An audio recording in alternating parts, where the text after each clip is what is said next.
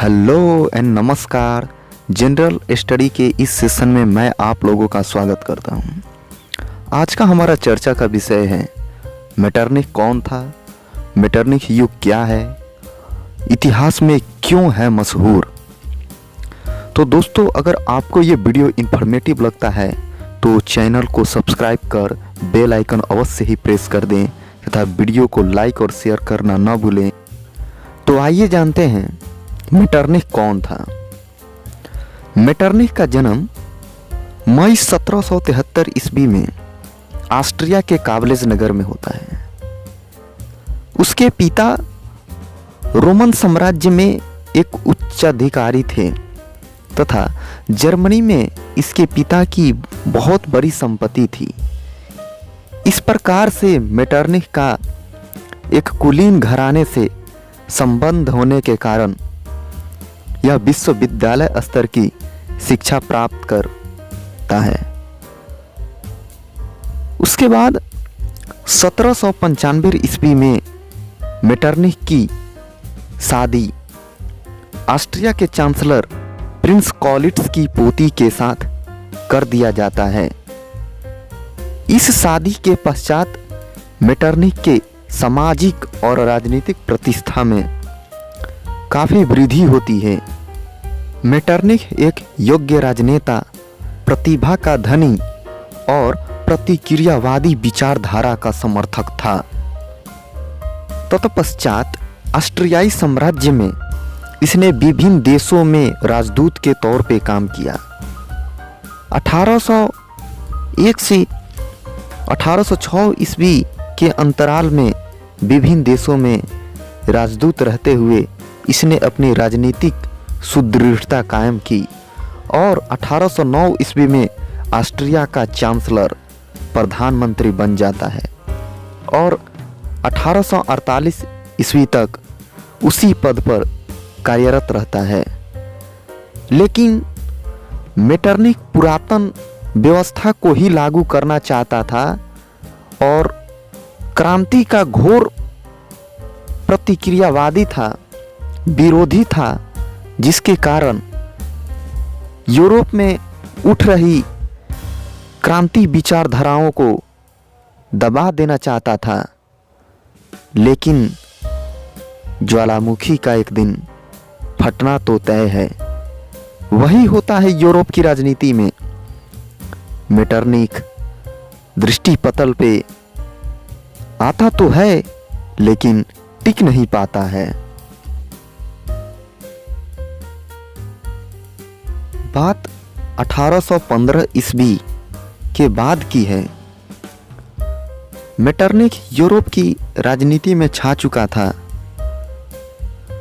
उस समय वाटरलू का युद्ध में मेटरनिख ने मित्र राष्ट्रों के नेतृत्व किया, जहां एक तरफ फ्रांस था तो दूसरी तरफ ब्रिटेन, रूस, प्रसा, ऑस्ट्रिया, हंगरी की सेना थी।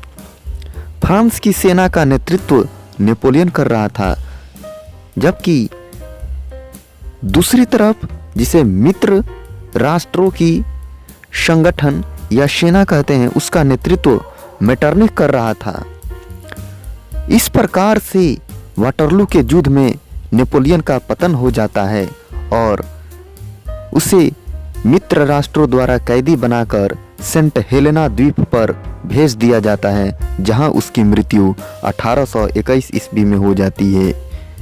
इसके बाद यूरोप की राजनीति में मेटरनिख का दौर, मेटरनिख अपना प्रतिभा दिखाना शुरू करता है और यूरोप की राजनीति को काफ़ी हद तक अपने अनुसार संचालित करने का प्रयास करता है।